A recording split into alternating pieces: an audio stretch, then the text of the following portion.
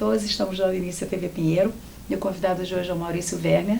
Seja bem-vindo ao nosso programa. Obrigado, Vivi. Maurício Werner é diretor de Planejamento e Marketing da Rio Tour e professor de MBA da Fundação Getúlio Vargas. A gente vai ter muita coisa para conversar daqui a pouquinho.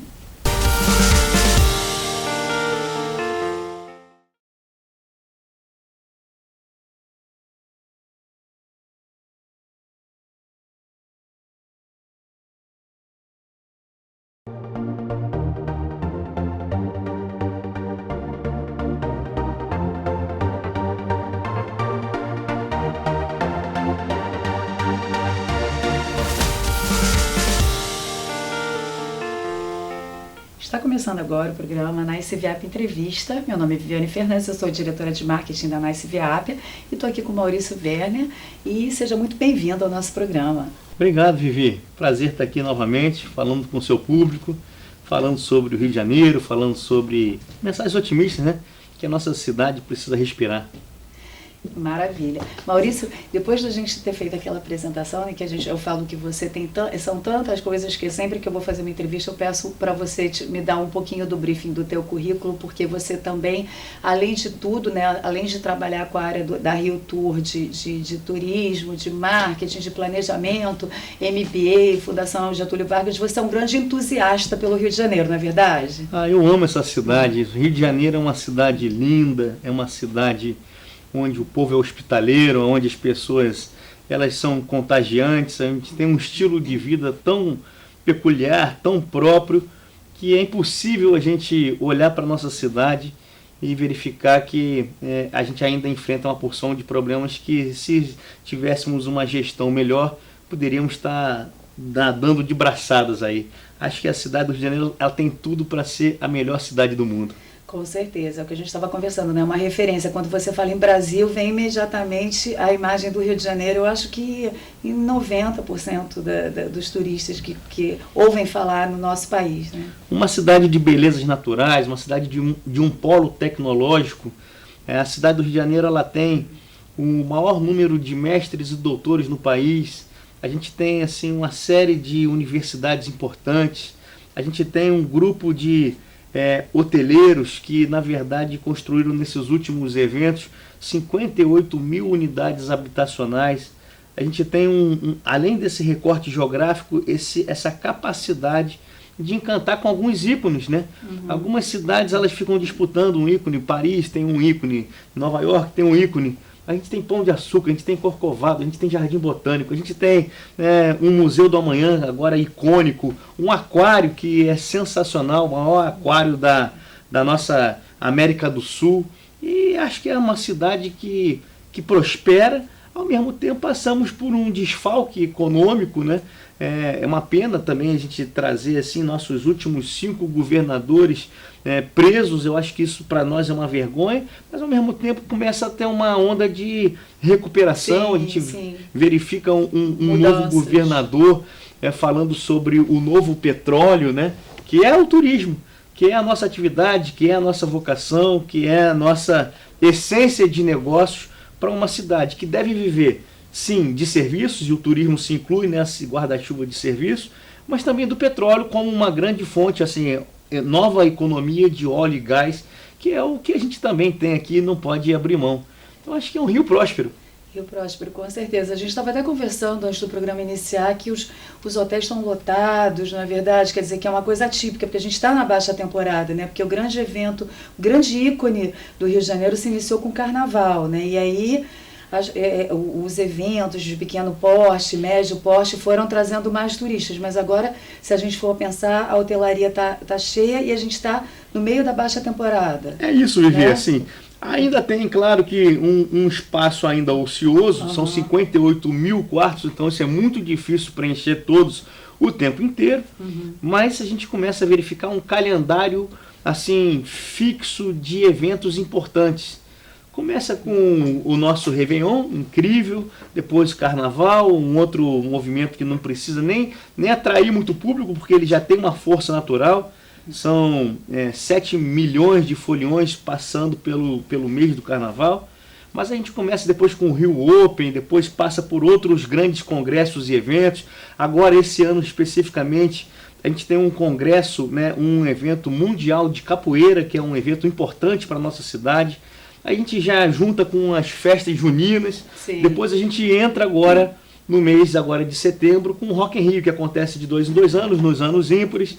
E aí daqui a pouco já começa de novo o burburinho para Réveillon, de novo para Carnaval.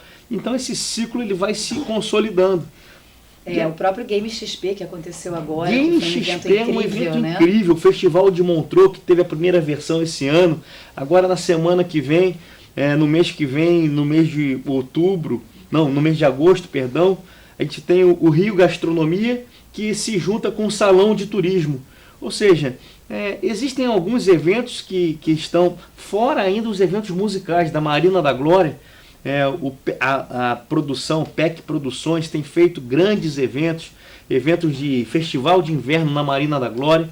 Então esse é o Rio que dá certo, esse é o Rio que a gente tem que divulgar para as pessoas, esse é o Rio que a gente curte, esse é o Rio que prospera do ponto de vista de geração de emprego e renda, que é isso que a gente precisa.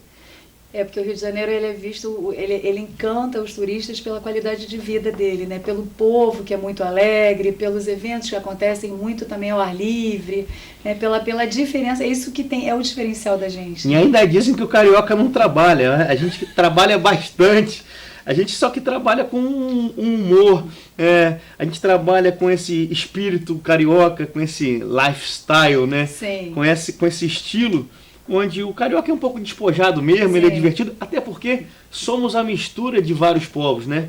A gente pega ali um bairro de São Conrado com a Rocinha, a gente tem a influência nordestina.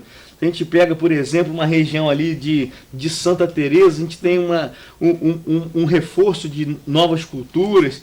A gente vai verificar ali em Santa Teresa ali quanto europeu é o nosso bairro, né? Se você vai olhar ali para aquela região da Zona Norte, Tijuca, né? O quanto militar é a influência daquela região, os professores. Então a gente tem assim um Rio que encanta em cada bairro.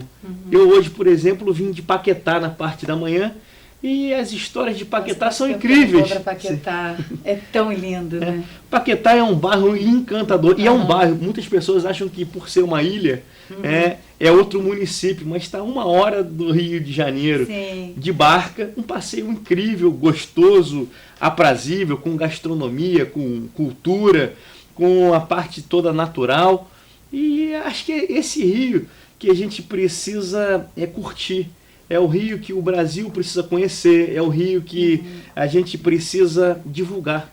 O que está acontecendo de bom é um jardim botânico, é uma floresta da Tijuca, é ali a parte das paineiras todas, até o trem do Corcovado, que estão recebendo um novo trem, não sei se você sabe, Vivi. Não sabia, é bom saber as novidades. Pois é, e o trem do Corcovado novo, ele é um grande atrativo, porque não sei se há muito tempo que as pessoas que vão ao trem, dificilmente elas voltam com frequência, né? Então, vale a pena nesse momento fazer um retorno ao trem do Corcovado só para experimentar os novos vagões. Lindos, uma vista linda, uma vista deslumbrante. Nossa, Paquetá, fiquei com vontade de ir. Acho que eu vou até fica a dica aí para você, né? Também do fim de semana, passar o dia na ilha, né? Que é uma coisa muito pitoresca. Você ainda tem aqueles passeios de bicicleta. Os passeios de bicicleta. É muito bacana. O pastel, o bar, a cultura, o chorinho que tem em Paquetá. Assim, aquela bucolidade. É muito pitoresco, E, assim, para esse nosso ouvinte, sobretudo esse que fala de 100% educação, conhecer o Museu do Davi. É um sujeito de mais ou menos 88 anos, formidável, montou um museu de costumes e de comunicação, onde essas peças aqui, que a gente está vendo no estúdio, elas estão desde 1900 e pouquinho, e ele tem um acervo de 12 mil peças. E essas peças são fantásticas e vale a pena visitar Paquetá, não só por conta de toda a beleza, mas por conta de uma visita especial a esse museu. Maurício, esse final de semana eu vou para Paquetá.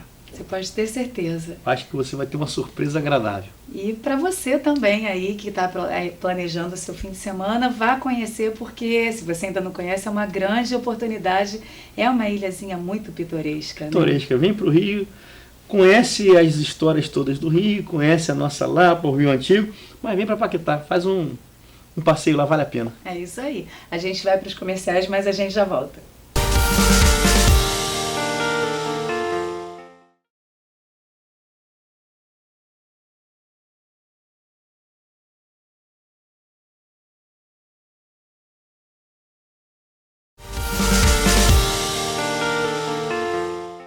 Estamos de volta com o programa Nice Viap Entrevista. Eu sou Viviane Fernandes e meu convidado de hoje é Maurício Werner. A gente estava tendo um papo muito agradável sobre Paquetá, né, no bloco anterior, mas agora eu quero falar de uma outra novidade para vocês, né, porque já é um livro que já vem há 11 anos fazendo muito sucesso, que se chama Enquanto Uns Choram, Outros Vendem Lenço, do autor Maurício Werner. Maurício, fala um pouquinho sobre o seu livro para o nosso público aqui. A ideia do livro, né? Obrigado, Viviane, pela menção ao livro, né?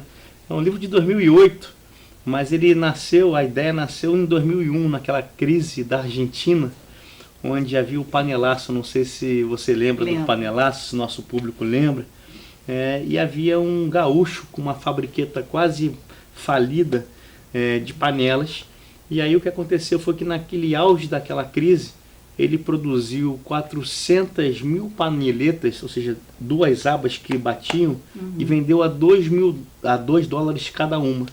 Então ele fez $800 mil na maior crise da Argentina. E aí eu perguntei naquela época, que crise é essa? Para quem é essa crise? E aí eu vi na época uma frase do professor Marco Aurélio Ferreira Viana, que falava assim, saindo do plano do choro e indo para o plano da ação. Aí eu pensei e falei assim, enquanto uns choram, outros vendem lenço. Sim. Eu devia botar enquanto uns choram, outros vendem panela, né? Porque na verdade o livro nasceu por conta dessa história. Sim. E eu acho que é um livro que veio se reinventando, ele já está aí avançado nas edições e tem sido assim um sucesso porque a gente passa por crises contínuas, a gente tem uma economia muito volátil, um tanto instável, um tanto complexa. E eu acho que quando você consegue se realinhar com o desenvolvimento de um mundo que mudou muito nos últimos 20 anos, a gente falava de páginas amarelas, hoje a gente tem Google, sim, a gente falava de máquina de escrever, hoje a máquina já não existe mais, a não ser como uma peça de museu. A gente falava, por exemplo, de máquina de tirar fotografia, hoje a gente tem um celular que faz quase tudo, filma, faz tudo.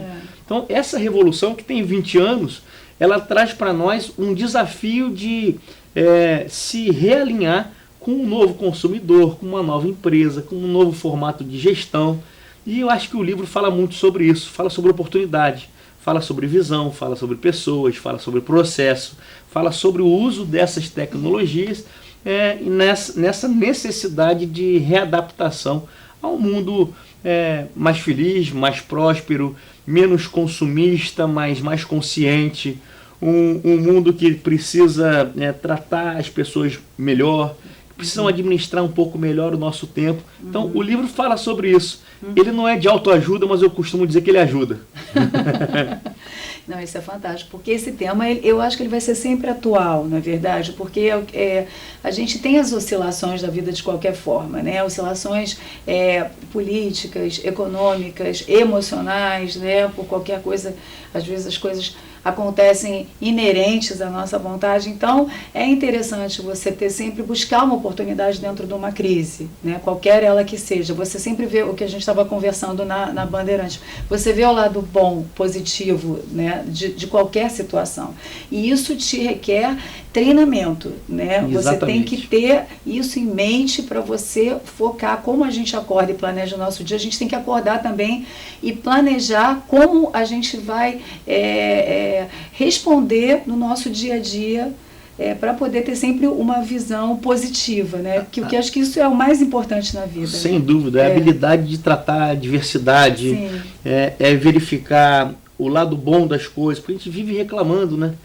E a palavra reclamar, a palavra desculpa, que a gente dá tanto nos nossos dias, a gente se desculpa por tudo. A palavra desculpa, né, assim, o prefixo des, que vem do latim, assim como a palavra descascar, que significa tirar a casca, descascar, a palavra desculpa significa tirar a culpa. E quem é bom em dar desculpa, dificilmente é bom fazer qualquer outra coisa. Então ter esse olhar mais otimista, ter um olhar mais encantador da vida. Você nasceu, está com saúde, está respirando, está com problema financeiro, está com problema familiar, mas são inerentes à vida de qualquer um. E sempre vão existir, né? Exatamente. Isso é fato. É como você lida com eles é que vai fazer da sua vida melhor ou pior. Exatamente. Não é o problema que você tem, mas como você olha o seu problema e como é que você reage a essas condições. Então é um livro que traz, através de ditos populares, porque na verdade cada capítulo começa com uma frase, né? Então ele traz exatamente uma possibilidade da gente enxergar o mundo com um olhar um pouco mais otimista, com uma capacidade de enxergar a parte boa, a parte cheia do cálice, né? E isso traz assim, e uma das frases do livro é: se a gente não tem vento, rema, né? Assim, sim. Se não a gente, para, né? Exatamente, a gente não pode parar, assim como uma bicicleta que não pode parar a gente de pedalar, porque senão cai. A gente na vida, a gente precisa cumprir a nossa missão, romper os desafios, ajudar as pessoas, que eu acho que é fundamental. Sim. Assim, e ser ajudado também na hora que precisar. E a vida, ela é um pouco mais simples. Eu não digo que é uma vida fácil, não, mas é um pouco mais simples quando a gente está de bem com a vida. Sim. Precisa se inspirar. E eu acho que o livro é um tanto inspirador, né, para as pessoas que talvez vejam só a crise ao invés de verem as oportunidades. Sim. Não, e até essa questão me fez pensar na questão da perseverança, da persistência, né? Porque muitos dos cases que dão certo são aqueles que as pessoas não desistem, né? Porque você às vezes começa um projeto novo e aí você fala, isso aí não deu muito certo agora. E aí para, mas a gente tem que ter perseverança não só nos negócios, como na vida, né? Para tudo que a gente fizer, na verdade. Eu acho que é a persistência, né? A gente insistir naquilo que a gente quer, insistir no nosso sonho. Mas eu já tentei, não consegui, mas tenta de novo, né? Thomas Edison, até chegar a essa lâmpada que a gente tem iluminando as nossas vidas. Quantas vezes ele tentou e ele falava assim, eu só não vou errar da mesma forma como eu já errei. E ele já tinha errado 9.000 e tantas vezes. Ou seja, a persistência. O sucesso não ocorre por acaso, né? Mas ele é fruto de uma persistência. O próprio Zico, né? Aquele nosso craque de futebol, um ídolo, né, não só do Flamengo, mas do mundo todo futebolístico, ele tem uma frase que é memorável, que ele fala assim, quanto mais a gente treina, mais sorte a gente tem. Então acho que é a persistência, é o treino, é também o entusiasmo, é acreditar que pode dar certo. Sim. E a perseverança, né? Perseverança, de não sim. desistir. Exatamente. Né? Porque é tanta coisa que às vezes acontecem uns sinais, e aí quando você vê, se você não deixar que aquilo te afete, o teu objetivo acaba sendo almejado. Né? A persistência está muito associada à disciplina, Vivi, assim. Sim. E aí a gente faz algumas perguntas. Quem começou já um curso de idioma e parou? Quem começou a tocar um instrumento e parou? Quem talvez já tenha começado a fazer uma dieta na segunda-feira, não chegou nem à sexta e parou. E aí quantas vezes a gente vê isso acontecendo no nosso dia a dia, a ponte que não acaba, o túnel que não avança, né? E a gente precisa ter essa disciplina de continuidade. Eu acho que talvez esse para o brasileiro seja um grande desafio, que é o desafio da continuidade, da perseverança, portanto, né? Daquele autocontrole, daquela capacidade de olhar a diversidade e avançar, mesmo com tudo isso. E como você disse, né, que você fala no teu livro também da questão do planejamento, né? Se você não conseguir planejar, você vai falar, nossa, eu não consigo fazer nada no meu dia, né? Exatamente. Se você organizar. Planejamento, administração de tempo, comunicação assertiva, porque se a gente não sabe para onde vai, qualquer lugar serve. Sim. Se a gente não sabe para onde vai, qualquer lugar serve e a gente nunca saberá se chegou. E aí também tem a questão da administração do tempo. Nosso tempo é tão precioso, nosso tempo é tão escasso hoje, com tantas informações. Então a necessidade do filtro. A gente precisa ter um filtro no nosso dia a dia. Tem tanta porcaria que chega na internet, mas também tem tanta coisa boa. Tem tanta porcaria na televisão, mas também tem tanta coisa boa. Observar como é que a gente filtra isso e extrai o melhor para o nosso dia a dia. Não, e observar isso tudo e ter uma visão singular daquilo tudo, né? Que eu costumo até falar para o meu filho, você tem que escutar a opinião de todo mundo, mas você tem que construir a sua opinião, né? Porque a gente tem que ter, a gente não pode ser como a massa, né? O que você disse, a gente tem situações econômicas, políticas, enfim, sociais, que oscilam, mas você tem que ter a tua linha de pensamento. Se você adotar uma linha positiva, construtiva, você vai fazer a diferença, não é verdade? Com certeza. E é o que eu falo com meus filhos, ninguém gosta das pessoas mal-humoradas, né? As pessoas que têm normalmente mais sucesso, elas estão bem-humoradas, elas estão de bem com a vida, elas estão olhando a parte boa. E ao mesmo tempo, assim, o processo de educação e esse programa nosso aqui, que tem tudo a ver com educação, e é a única forma que a gente tem de melhorar esse status de país. Houve uma pesquisa recente, se eu não me engano, do Sebrae, dizendo que o sonho do brasileiro mudou nos últimos anos. Na década passada, o brasileiro queria ter e sonhava com uma casa própria. Hoje, o sonho do brasileiro ele mudou. Hoje, o primeiro sonho do brasileiro, 43% dos brasileiros querem ser dono do seu próprio negócio. O segundo sonho, que devia ser a casa própria, passou para estudar. Ou seja, o brasileiro já com desejo de estudar. E o terceiro ainda continua sendo a casa própria. A casa própria, mas como sendo subproduto ou consequência de estudo e de um trabalho novo que se criou. E eu falo sempre que a educação, ao contrário de uma geladeira que nasce pronta e acaba com o uso, né, a gente no processo de educação, tanto de professor e como aluno, a gente nasce não pronto e vai se construindo. Né? E eu, no livro, cito lá um provérbio chinês que a gente pode levar a pessoa até a beira do rio, o cavalo até a beira do rio, mas não pode fazer com que ele beba água. Então, as inspirações, elas existem. Agora, fazer com que as pessoas bebam dessa água é o grande desafio de cada um, né? Da individualidade, da capacidade, da singularidade que você falou a respeito do seu filho. E para quem quiser comprar o teu livro, como é que é? Olha, pode entrar nesses sites maiores, né? Essas grandes empresas, Amazon, etc. Mas pode também entrar na Quality Mark, que é a editora do livro, e que tem lá no e-commerce dela, lá, qualitymark.com.br. É a editora do livro e lá pode encontrar o livro com facilidade. Que maravilha, Maurício. A gente está chegando no finalzinho do nosso programa, mas é claro que a gente quer voltar para conversar, porque falar do nosso Rio de Janeiro e falar de coisas boas, eu acho que é o mais importante na vida para a gente poder transmitir, e espero que a gente tenha conseguido passar mensagens boas para você que está do outro lado aí da telinha, saber que a gente pode fazer um mundo melhor partindo da gente mesmo. Né? É isso, Vivi. Parabéns pelo seu trabalho, pelo seu programa. Eu acho que é um programa que o Rio de Janeiro e que o Brasil precisa, que é de notícias boas. Jornal das Boas Notícias. É isso aí. Um beijo para vocês e até a próxima.